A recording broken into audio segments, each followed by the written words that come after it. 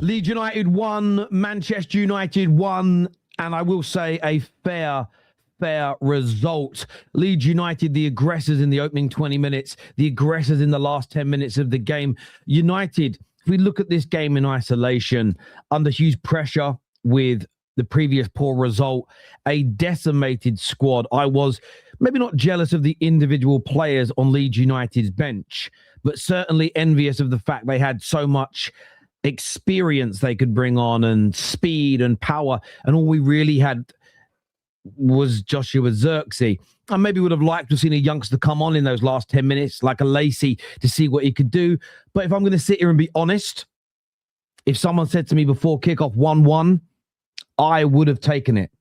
I would have taken it because we're not in a great space right now. We're struggling overall, and we needed a positive result. There is no doubt about that. A positive result today, probably above and beyond everything else, was needed, and we got it. We're going to break the game down, though. We're going to go through it in more detail. Please like, share, and subscribe. Cannot wait to look at your comments and get your views on this. I am going to share a link in the live chat for the player ratings. I'm going to write it here. Rate your players here. So there's a link you can use, and we'll put them up on the screen later for the player ratings. I posted that in the live chat, and I have pinned it to the live chat as well. So you should be able to see that and go and do your player ratings. But it was a weird game. It was a weird game, in my opinion, because I feel that United... And look, we're going to look at today's game in isolation of today. So we will obviously get onto wider issues, but let's look at it in isolation of today.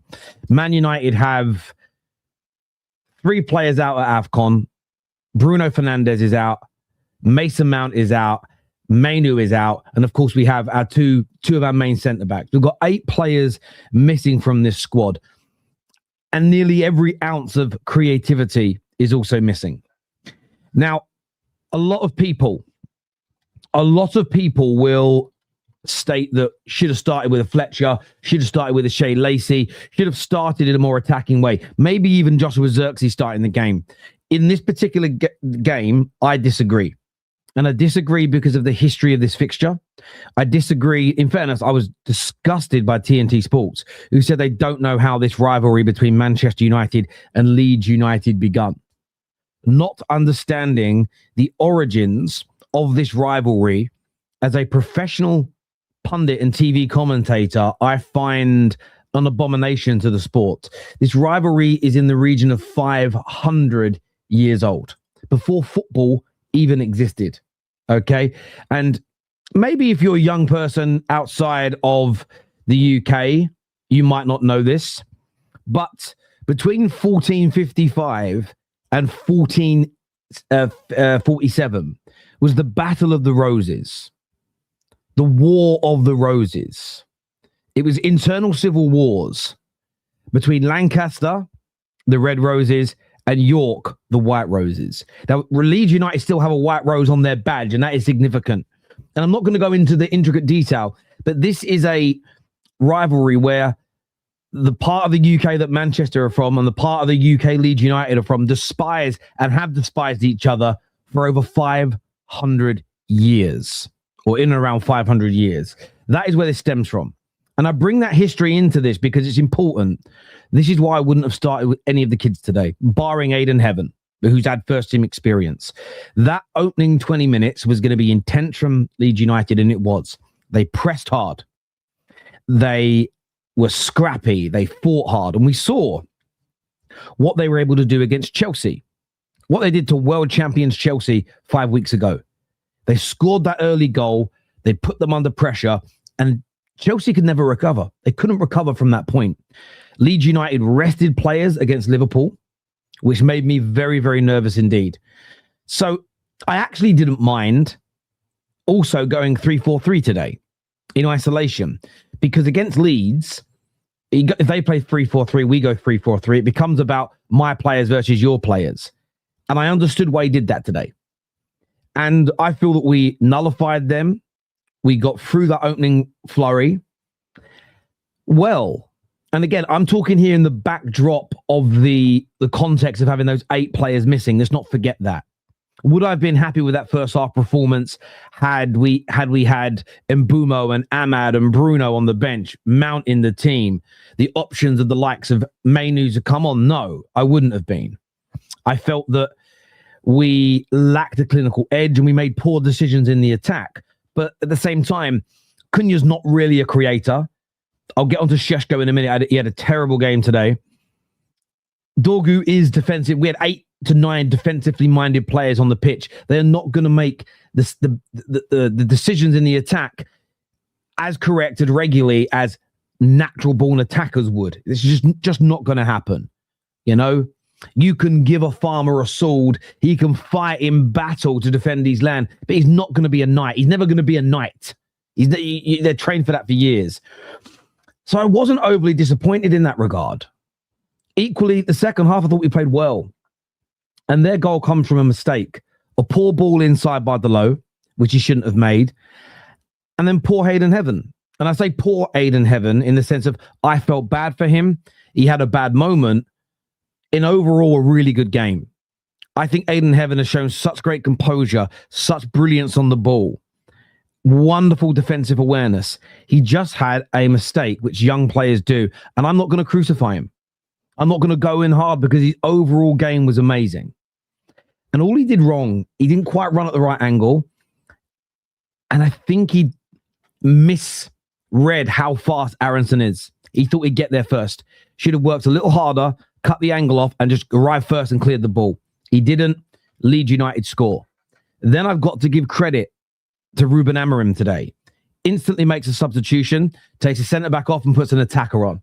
And I can't tell you, it nearly made me cry. The amount of games in recent weeks where we've needed to score and we've taken centre-back off for centre-back has done my nut in.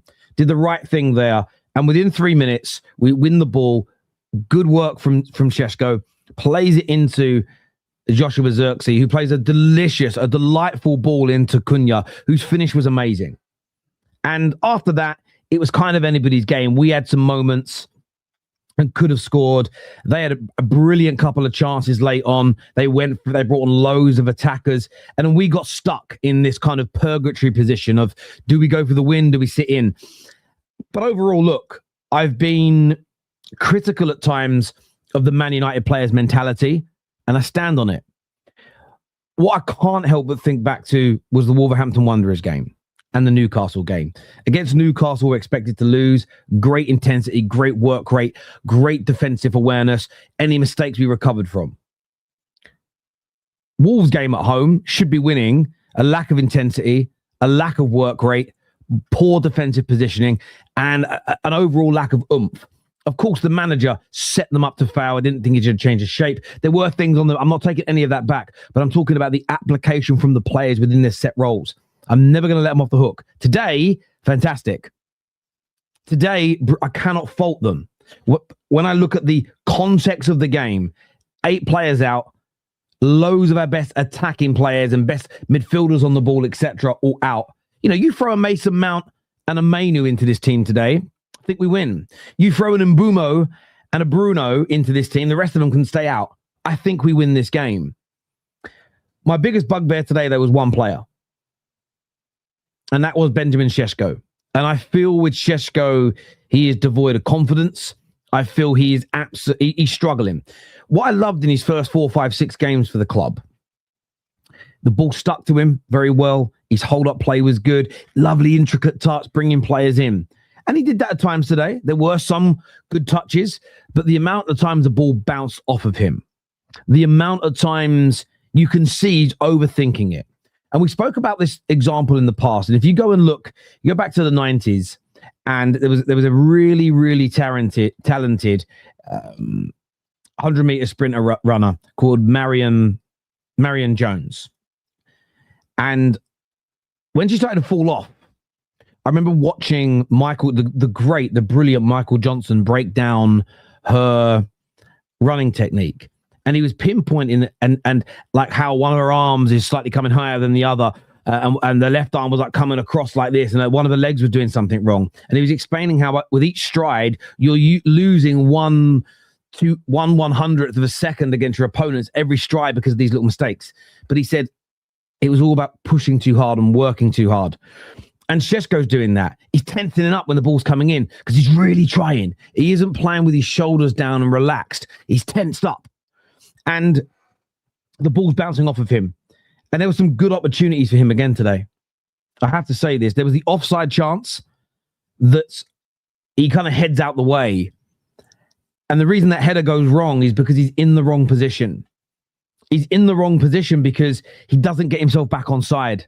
He's laboured. He's overthinking. Get onside and run onto that ball. And if you think about this, if I'm facing where the ball's coming from, the way Sesko was in this direction, the ball, I'm offside, but the ball comes into me and it's coming with some pace. You've got to try and turn your head and have it glance across your head to go in goal.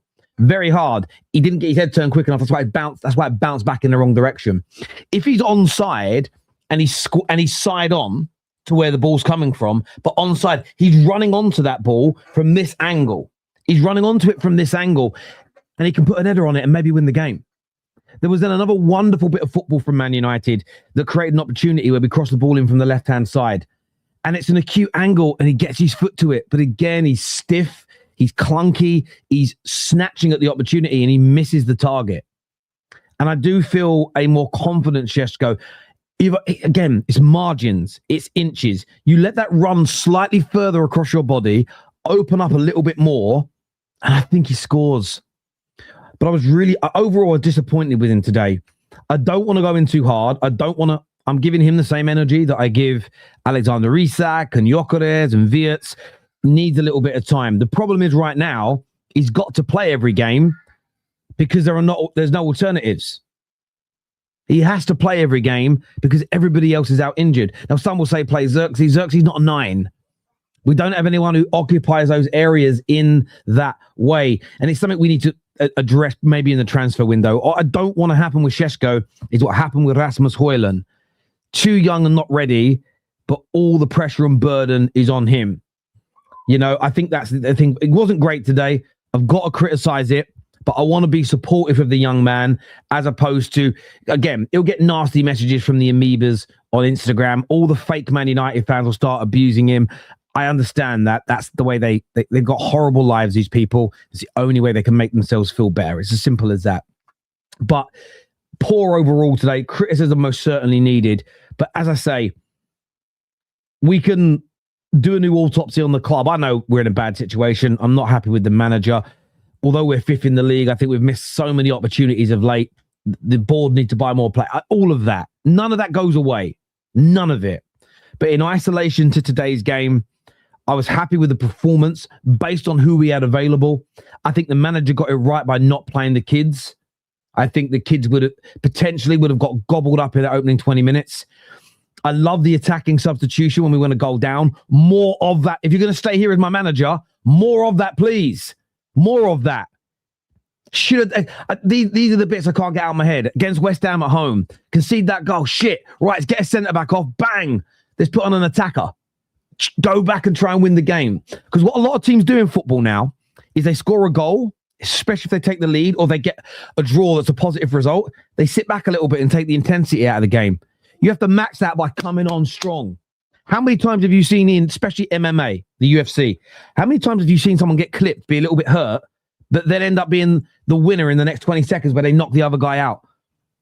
You know, sometimes when you're hurt, you can strike back a little bit easier. The defense isn't always as strong for a few moments. I don't know why. I don't understand the psychology of it, but we know it exists.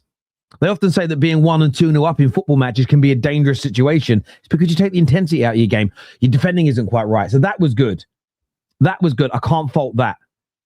I really, really can't. But overall, look, 5th in the league. Let's see what happens with the other games today.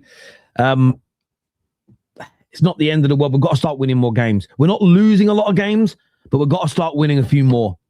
As ever, I want your views. I want your opinions on this in that comment section below. Let's have a look here at some of your player ratings that have come through. Actually, I did the player ratings in just a second because I'm going to put mine through on here as well. And I'm going to put, let me just submit mine. Well, if you guys ain't done yours, get yours done now, please, people. Get yours done now and get them in.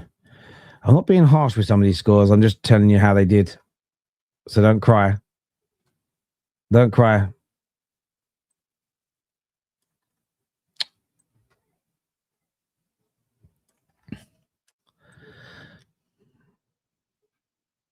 Maybe that's a bit harsh, but I don't care. Xerxes was weird when he came on. This is why Xerxes annoys me, though, right? I sometimes look at him and go, sometimes I look and go, oh, brilliant touch and what a pass. And then the next 4 or 5 touches are awful. And I'm like, oh, and it's not a dig. It is a dig because I want better than him overall. But there we go. Right, let's look at some of these player ratings here. So what do we have? You guys are giving the mains a 6.4. I gave him a 6.8. I know he conceded. Not much you could do about the goal. But there was an excellent save at his near post, a save to stop it going for 2-1. There's also one in the first half he made. There's a brilliant touch on a cross that Dominic Calvert-Lewin would have put in. So I gave him a 6.8 myself today. Lenny Yoro, you guys give him 5.5. I give him a 6.3 too. I didn't think he had a bad game at all. I think he actually should have scored his chance in the first half. I think any player, any pro player should be putting it into the back of the net from there. But I'd be giving him a bit more than 5.5 personally on that. Aiden Heavy, you're giving him a 5.9. Fuck you. He was amazing. The only reason I'm not giving him a 9 out of 10 today is because he was at a big fault in the fault in the goal that they scored. That's the only reason. And you know what? Because you lot have been so harsh, right? Because you lot have been so harsh, I'm up in my score to 7.7. You lot are mad. He's brilliant today. At 18 years old. I'm sorry, I'm not. Listen, if I had a striker that scored a hat-trick but then missed a sitter, I'd still give him a 9 out of 10. He was brilliant today. Leave off. Lissandro Martinez, again, I think you're mental. He was excellent. Lissandro Martinez was excellent today. Absolutely brilliant.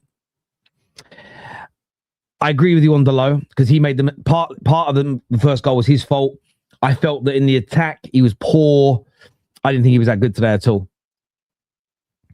I agree with Casemiro. Actually, I gave him a lower score than you. And maybe I'm being a bit harsh. Cash probably did his job really well today. What I'm probably doing, the same with him and Ugarte, is I'm judging it on what they couldn't do right. But even with Cash, there was about 8 times in the first half, maybe that's exaggeration, maybe 5, where one good switch of play out to the other side and we're in, and nearly every time he messed the pass up. So, both of them get low ratings for me. Luke Shaw, again, I agree. I'm giving him a 5.4. We agree on that one. Dorgu, I gave him a 5 as well today. I just felt that, I thought it was poor. I felt there's so much more. There was a time attack in the first half, could have laid the ball out to the left for sure. Takes a shot, not very good. 2 or 3 crosses into the box. It didn't just hit the first man. They were at waist height. Tried to take people on. Like I would have taken him off, actually. In that last 10 minutes, I'd have gone for the win. I would have taken him off and given Shea Lacey a chance, personally. Cunha, I gave a 7.52. I thought his performance overall was very good. I'm not expecting him to do what Bruno Fernandes does on the ball. I expect him to do what he does, and he was great. And the goal was brilliant. I thought he was our man of the match today. Again, I was very harsh with Benjamin Sesko. I gave him a 2.5. I felt that he missed. So some were saying, yeah, but Terry, the header was offside. It weren't a chance. Shouldn't have been offside. Criminal. So those 2 big missed chances, and maybe 7 or 8 times he messed up the attack with the ball bouncing off his leg. Awful performance from him, in my opinion. Awful. Xerxes, I gave a 6.2. Obviously, didn't have as long on the field.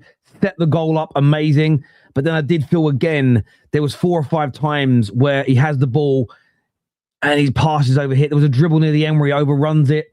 There's a few times where it's quite a simple, and he's got the ability, simple control when it kind of bounces off his shoulder. More composure needed. But I gave him a 6 out of 10. And we're back to Lemaine. You guys, I think you're Scott. Let's go back to Aiden Heaven. Has that not fixed itself yet? Oh, you lot are mad. That's rivals. I'm telling you. That's the Gooners. That's the Gooners watching. I'm telling you. Because he was brilliant today. 5.9. Up your bum. Listen, like, share, and subscribe if you haven't done so already. Get your player ratings in as well. Yeah, I can tell. Someone says miss Bruno Fernandes badly. This is what I'm going to say. We miss Bruno Fernandes in the attacking sense. Where I do feel we've been a little bit better in the last 3 games is it's not as easy just to pass through us. That's because we've got players that are more defensive minded.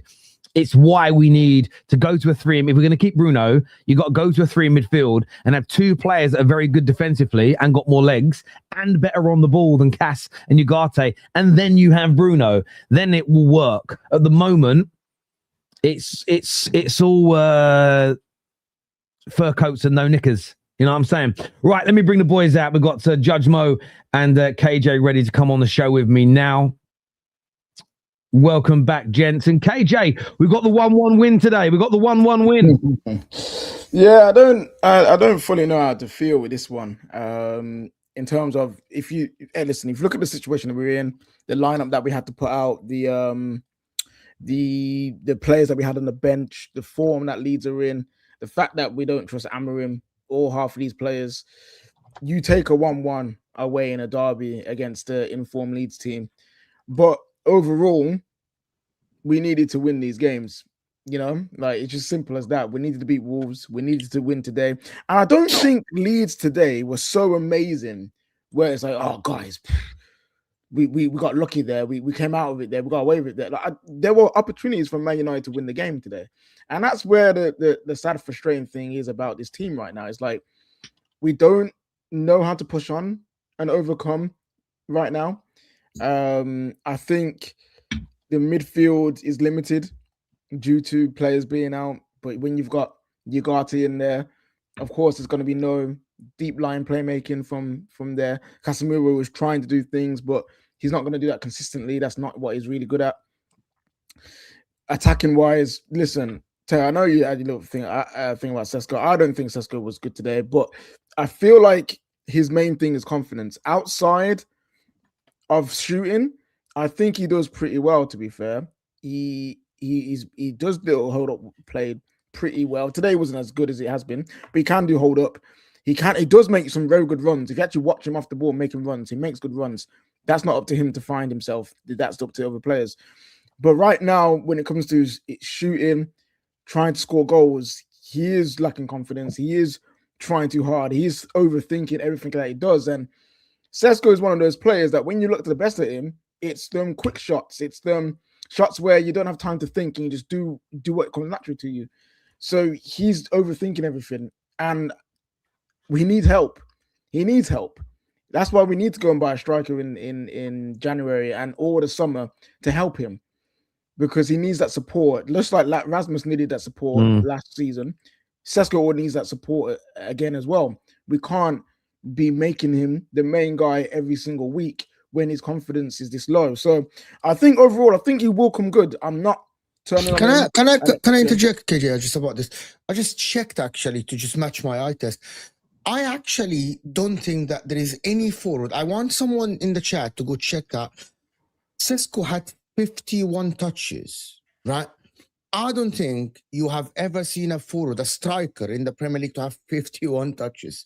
This is the amount of touches he had. That means he is so involved in the game. He's so involved in the game. If the players around him know how to read him, you will bring something out of him. That is a lot of touches for a football player that plays a striker for a dysfunctional midfield, as much as Manchester United, by the way, right? He actually connected 77% of his passes, by the way, which is a high percentage for a forward, actually. That's a lot of number of touches. I want to just say on that, right? So when you look at I just looked at the touch map, right? Which I'll actually get a great point raised. I wish we had a full production team who could make this while I'm talking. He does touch the ball a lot, and I agree that he does some good things. And I also agree there was times today where he makes really good runs, and the ball isn't sent over to him. So there are things that I still want to see more of. I still want to see more chances created for him rather than the ones that he has to work on. And I also agree, KJ, that he looks so tense. He looks so pressured because he wants to deliver. And I'm not going to treat him differently to how I've said that, you know, Wirtz and Isak and Gyökeres need time. I'm going to personally give him time, but I'll criticize what goes wrong. The issue is with a lot of his touches, and I'll show it to you guys in just a second, so many of them are on the are in the middle, and so many of those touches, I would say 25. I would say between 35 and 50% of these touches, when I show you where they are on the screen, are when he's getting his head onto long balls. So, So what I mean is, I wouldn't say he's been. I don't think he's having the ball passed into him to control and lay off to others 51 times in a match, if that makes sense. I think but then he getting it can't maybe 10 help to 15 times like that, maybe 20 times. The other half of it is long balls. And by the way, that's the one thing that was brilliant from him today. His flick-ons are great. We need more people running off him because he actually wins a lot of his headers. But sorry, actually, can I go? Sorry, KJ. I actually people that said, "Oh, he fumbled." Actually, for a striker to receive the ball 51 times and actually have 14 position loss is actually impressive. No, it's good. In some games, actually, he gets the ball like 15 to 18 times and lose position like 8 to 10 times, which is normal for a striker. But I know, I'm sorry to interject, KJ, because I got a lot to say about the game today. But I just want to quickly finish what Terry's saying. In terms of like the whole long ball thing, the one thing with Sesko is that he can't actually help how the ball was given to him. He's not playing. He ain't playing PlayStation. You know what I mean? So yes, there were a lot of long balls, but his job is to try and work with what is given, and he does that pretty well. One thing I will say though is like the when he became more alive is when Sesko and Cunha got so much closer to him. And that was the most important thing. In that second half, when Xerxes came on, the biggest thing I think that changed into our attacking element is the attackers were so much closer together. The last game against Wolves, Xerxes and Sesko are barely passed in between each other. This game, they were linking up, doing 1-2s. Didn't come off all the time, but you could see, right, if there was actually someone next to him. Yeah, I agree. Both of them, by the way, Xerxes as well. Yep. When you got players both, they actually can do something. So that's where I look at Ruben. I'm like, right, how do you cultivate this going forward until your main players are back? Yeah, because it's something that we could have been developing. No, I agree. Listen, I don't disagree. By the way, I'm not saying it's wrong that he's getting 20, 30% of his from the headers, because we go long to him and he's winning those headers. That is a good point. But for me, where he lost the ball today, this must have been about, passes into the final third, inside the final third. He only completed 5 in the whole game. So what he isn't doing is winning those balls with those touches and regularly bringing his teammates into the game. I get when players are closer to him, it helps, which is why I've said overall today, with the backdrop of having 8 players out and nearly almost all our creative players out, I am actually okay with drawing. The problem is with a lot of people is, we've said, how many times have we said this year on match reactions? People don't just want to react to a match. Every day is, okay, new autopsy, please. I want a brand new full water. I'll be honest with you, I just don't feel like going into the deeper issues of Man United today. I want to talk about the game after so many. Yeah. So with Sesko, look, I've still got a lot of time for him. I want to see him given more. I'm just worried at the age of 22. I don't want him to be burnt out as an example. I think looking at a new striker in Jan or in the summer may help him. But equally, I just think overall, all the criticism I've given him today, maybe my rating was a little too low, fair enough. But I think the one thing that will help him, if he could just score a goal, I think you'll see his shoulders drop a little bit. You'll see his head come up a bit more, and he'll be a little bit more relaxed, and he'll do a better job. And I'll give you an example, Kader. Do you remember you storming through Qatar after you didn't turn the mics on, right? We've all made that mistake when filming, right? We've all done that. But I remember saying to you, just calm yourself down, because you're all tensed up, and what's going to happen is you're going to make another mistake because where your head's at. That's how I see Sesko right now. He's got to relax a little bit. And I feel sometimes the best way to get players through this, but we don't have the capability to do it right now, is start them on the bench, throw them on for the last 15, 20 minutes of games. Against Bournemouth, he came on, thought it was great. If he could have 4 or 5 games where he's coming on from the bench, maybe gets a few goals, builds his confidence up, then he's ready to start. I'm not writing him off. I don't think he's a bust. I don't think he's a flop or anything along those lines. I just want to see more out of him. I wanted to ask you, Mo, about another player today. I wanted to ask you about Matheus Cunha, because he's our only senior attacking player that's starting these games, and he come up with a very, very big goal today for United. Very good goal, but actually overall, I actually didn't like Cunha today. I actually didn't like him. I thought he doesn't trust his teammates at all, by the way. He's so reluctant to pass to his teammates, and rightfully so, actually. I think he's finishing that first half volley, he should have at least kept it down a little bit. A player of his quality should keep it down. I think in the first or second half, I thought some of his passes were a little bit long. Some of his touches were a little bit loose today, which is not like him. Normally, he's much better than this. I actually think that Cunha is surrounded by players way lower than his level, that I think he's actually not trusting them. And I think that is taken away from his game today. But a clutch goal, brilliant finish, by the way, and a brilliant run, by the way, and a fantastic pass by Joshua Zirkzee, actually, which shows the difference in quality between the players that were on the pitch and him. Matthias Cunha is a weapon for Man United, but I don't think he's going anywhere with this team. I wanted to touch on a point that you guys mentioned. So I want to point out to you, though, today, he had, just to your own logic, he had 78 touches of the ball and only lost possession 4 times. So I actually saw more than this with my eyes, because many times he would chip somebody and it would tangle between him and the other player and it would be a free kick. Or you saw that many times, like today, like it would actually tangle between him. I like Cunha. I just think he doesn't trust his team. Bro, he's so reluctant to pass to them. Yeah. It's unbelievable. He looks players on the eyes and then he's like, he chose not to pass because he knows the quality is not there. He's still in that Wolves mindset of, I need to be the one to make things happen, get through 5 players, and then I'll pass it. But as much as, listen, we're not great, but we're not. Can I came here to take up a point. Yeah. I actually think there's about 6 players on the pitch today, or 7 players for Manchester United, 6 players that are actually not top half of the table team, with all due respect. Yet players are asking Ruben Amorim to go away at Leeds and win games. Patrick Dorgu today is literally bottom 5 player today. Every time he tried to dribble, he just failed to dribble. The passes are off. The movement is off. Everything is terrible from him. You're actually wing backs today. Diego Dallo and Luke Shaw are basically center backs in a back 4. And they can't pass forward to save the life. Luke Shaw, I like Luke Shaw, but the guy is slow. I don't think he cares that much. Diego Dallo was awful. Ugarte and Casemiro, with all due respect, that's a bottom half of the table players now. They're not top 5 players today in today's game. Ugarte is so bad. Heaven, I know you guys love him. I know you guys like him. He's a young player. But I'm not. Terry, you rated him based on an 18 years old.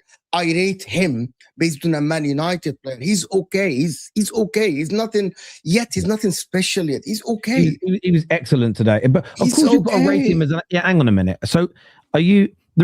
So we're going to suddenly ignore his age at being 18 because he's a Man United player. With Yamal, none of us, when Yamal at 16, 17, 18 is killing it, we're not, what everyone's saying is, look how good he is for that age. Yeah, but I understand your point. I understand your point, but Man United need to win games.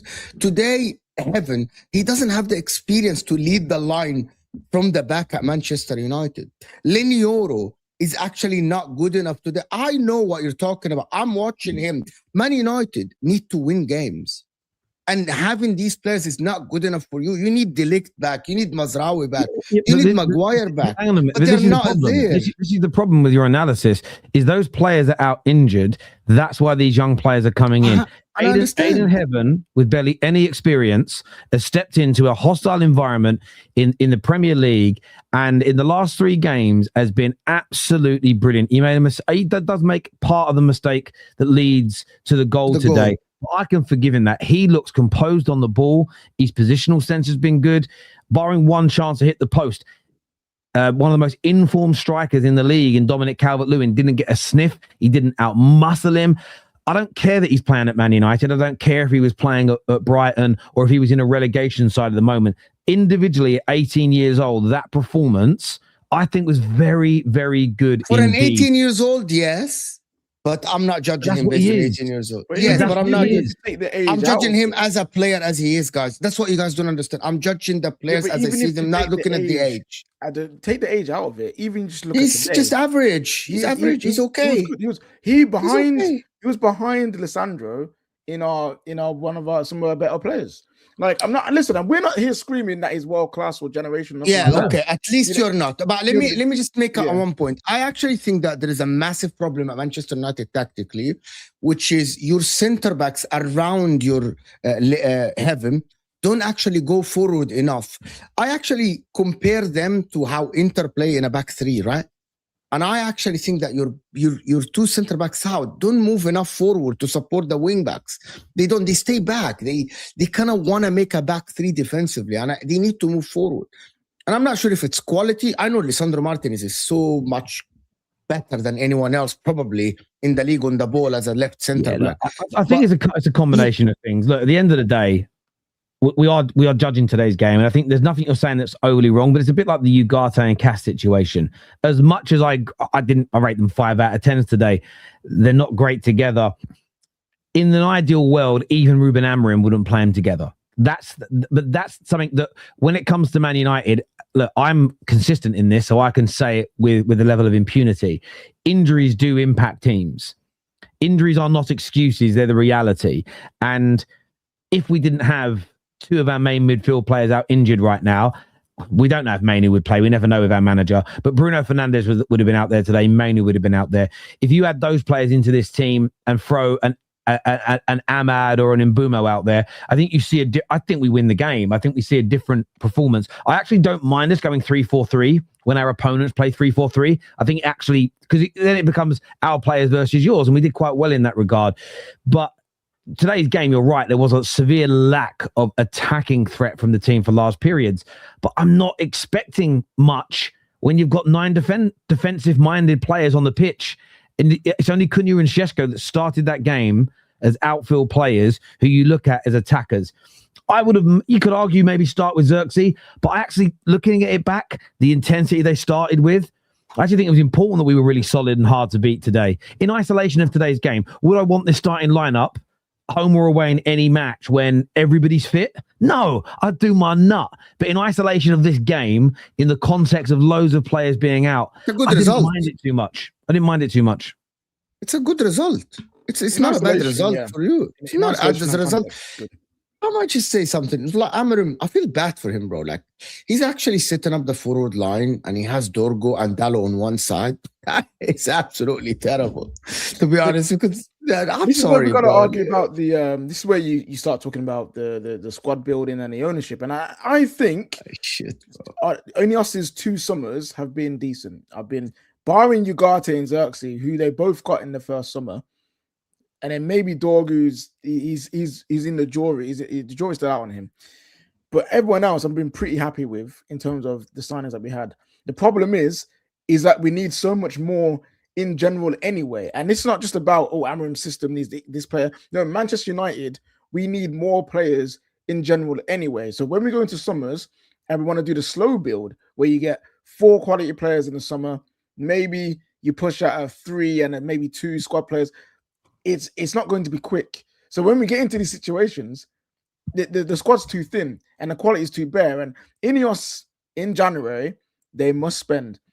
If you need so much money, you need so much. Actually, no, you don't need so much money. You just need less injuries, bro. Because you guys have 7 starters out. Do you know what's crazy? Again, this is where, though, you are right, KJ, that Ineos have got to buy more. And I'm not defending Ruben Amorim. And some will go, you haven't gone in hard enough today. In the context of today and where we went, the form Leeds are in, the injuries we've got, most aren't his fault.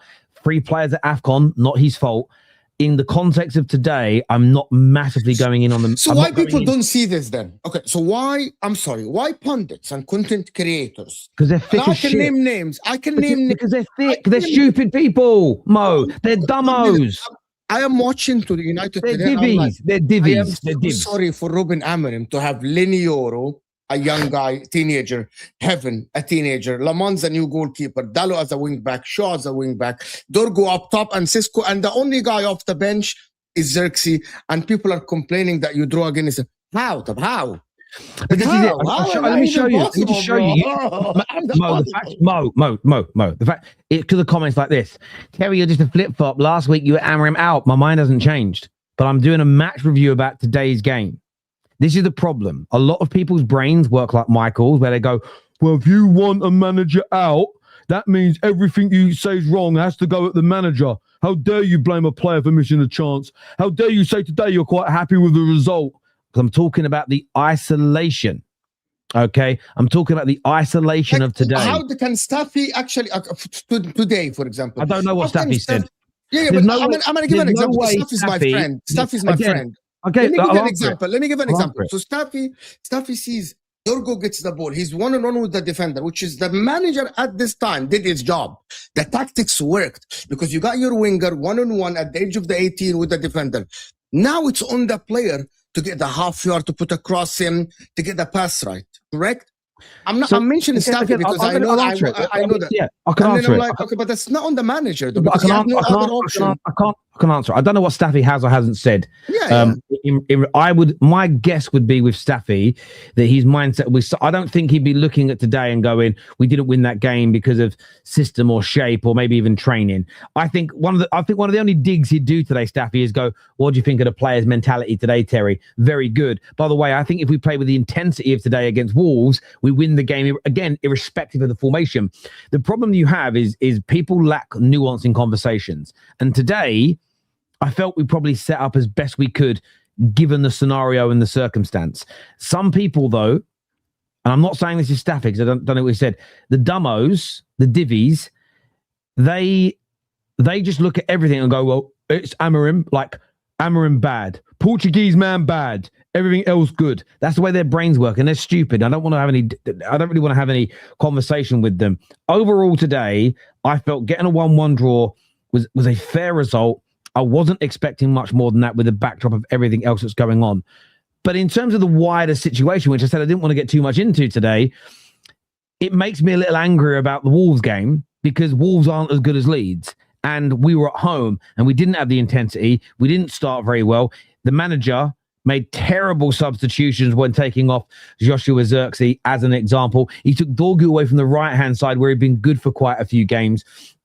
He didn't make attacking substitutions when he should have done, taking a centre-back off for a centre-back in the game, where today he did some things that, this is the thing for me, I've been asking the manager to be more attack-minded when we need him to be, and he did it today, so I'm going to praise it. Some people are divvies, like I say, and they can't see that, but also a lot of it is attention, and it's not, I've got to maintain, they don't want to be, don't want to call a flip-flop. You're not the only people that would call you a flip-flop to today praise one little bit that Amorim did. The only people that would call you flip-flop. Is that just me? he is frozen. He is frozen. Oh, the amoebas got to him.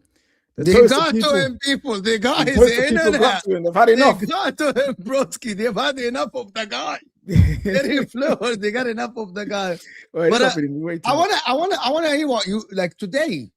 You think anything is on Amorim today? I'm like watching the game, KJ, and I'm like, Yeah. what is going on? It's like I can't literally. That's why I haven't really said anything about the Amorim today. Because what more could he do? Literally, like he's got bare young players on the bench. He's put out nearly every single senior player that we have. You know what I mean? Like listen, the team played well enough for me to say we should have won the game. Yeah, I'm not gonna sit there and say it was all on Ruben. I personally won't do that today. Like he did what he could. Overall, do I think he's the guy to take us forward? No. But today, what more do I expect him? What more? Nothing. Do I expect him? Nothing. There is nothing for you to expect. Manchester United, and I'm saying this, Manchester United today can actually say injuries hurt us and absentees and AFCON hurt us a lot today. Because if Man United had their players, I think they would win the game. And I genuinely believe that when the players come back, Man United will start winning games. And I think that there will be like top 5 for Man United. There will be a race for top 5. People that keep saying, top 5 is out. No, it's not out. It's not out. It's like people, my man here, King David, is saying, I expect nothing. No, how? There is teams that struggled against Leeds away from. There's a lot of teams that struggled against Leeds at home. And Man United went to Leeds, and I thought you had the better chances if the finishing was better. I think Amad Diallo, Mbuemo helps, Bruno Fernandes helps, Meno, he doesn't play Meno. But I keep saying, you need freaking wing backs, bro. You need wing backs in this team. And you need wing backs on this team. Otherwise, it's not going to work. It's not going to work, bro. Amorim, I don't see how we've not invested more in the wing back situation. How is Dorgo your main left wing back today? I've said he's needed help. Again, we've got a load of young players, but I'm like, They need help. They need someone above them who's used to playing in that role, who have got experience to be like, all right, listen, here's what you do in this situation. You're doing this wrong. Make sure you do it. Like, we don't have enough of that. We've got Casemiro, Bruno Fernandes. That is really it. There you got, you got Delict, you got Martinez, but they're coming into their prime. I wouldn't say they're necessarily the guys you go to for like all the time leadership, you know. They're part of it, but they're not the main guys. We've got two guys who can sit there and say, yes, they're the experienced leaders of the team. Everyone else is either 26 and below. And like we need more guys, I think, in there. We need a new squad. That's just the simplest way. We just need improvements to this squad, and it's going to take some time. We're going to go to some super chats while Terry is away because we don't know how long it's going to be. I don't know where he is. He hasn't even messaged me yet, so he might have had a power cut. Who knows? We've got from a man like Joshua Jackson. Your title is wrong. Saved. We can't be saved. Like three games, only 5 points is not acceptable, especially with teams in the bottom half. I like Sesko, but he needs to do more, especially with the chances. No, yeah, we spoke about Sesko and we agree. He needs to relax, loosen up, and take some of these chances. Højlund scored 16 in his first season and got abused. Well, most of those were in Europe as well. We got like half of those in Europe. And then in the league, he went through what? First 3 months without scoring or something. Then he went on a purple patch. Then he got injured, came back, dried up again. And then he had a few goals towards the end of the season. So with context in his first season, like you look at it and you're like, okay, cool. Like he did all right, but he wasn't amazing. But I don't agree with the fact that he got abused. I didn't like seeing him get abused the way that he did, especially in his first season. Yaya Guna says, so now we judge strikers with how many touches they have on the football. They're supposed to be experts in. Both Sesko and Gyökeres have been awful so far. Hey, listen, we were. I want to respond to you, my man. Yeah, Gunnar, I know. Yeah. The reason why I judge Sesko based on the touches he had, because Man United are not giving him the ball in areas where he can work. But the fact that he didn't surrender and went and tried to get on the ball, you know that other strikers surrender to the marking and actually don't try to create space for themselves and don't ask for the ball and only wait for the final product. The fact that he dropped deep and tried to get the ball means that he's involved in the game, that he's trying to link up the play. And that is why I praise that part of it. In terms of the touches and him creating something out of nothing, yes, he doesn't have the fundamentals and the basics similar to Gyökeres. They don't. This is the market. These are the strikers that are in the market currently, right? But the fact that he got 51 touches in the game is a positive thing from a striker's point of view. Because you get involved in the game. There are others that won't. There are others that even won't get involved in the game. They want to help the midfield. They want to help the attackers. Right? Yeah, it's not like, I'm sorry, this is not like didn't play against mugs. Leeds are physical, hostile in the stadium. Come on now. Yeah, and one thing I will say as well, someone said Højlund would hide from the ball, and I think that he is trying to show at least. The one thing I will say about him is that maybe he can be a bit more aggressive. In that sense, like in terms of battling, and sometimes it's kind of to a little bit, you know what I mean? It's kind of biscuits a little bit when he plays. He's like biscuits guy. He's like he walks around, he has the frame back. When you play, he's kind of biscuits a little bit, you know, like he's like, you know, he's like not lazy, like kind of like he's a bit more relaxed. Like he likes it when players are like when he receives the ball, he likes to ride challenges, but he's not gonna fight a man. Like you see, Haaland is like he tried to shove Haaland off the ball in it for a big fight. Calvert-Lewin is the same, you know. Yeah. But you know, Sisko's like, he's kind of like, you shoved me, I'm moving away. He needs to get a bit more aggressive with his frame as well. English Talent FC says Yara played close to 60 games at Lille, average.